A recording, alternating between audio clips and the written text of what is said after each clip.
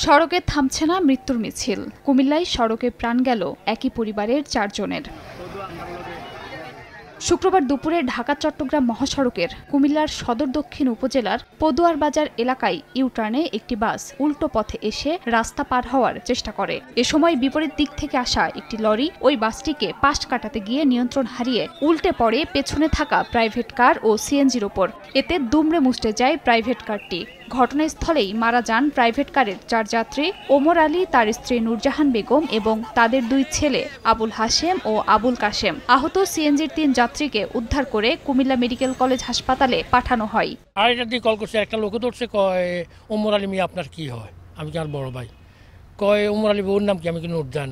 কয় এরা অ্যাক্সিডেন্টে মারা গেছে।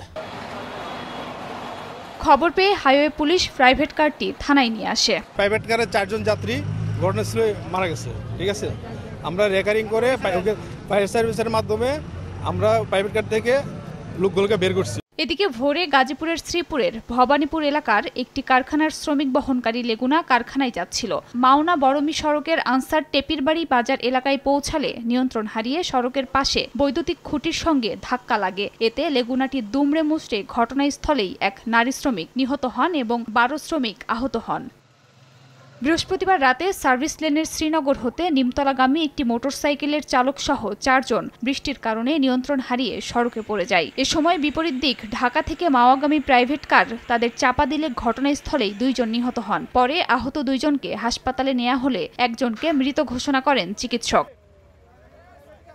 খাদিজা স্বপ্না, সময় সংবাদ।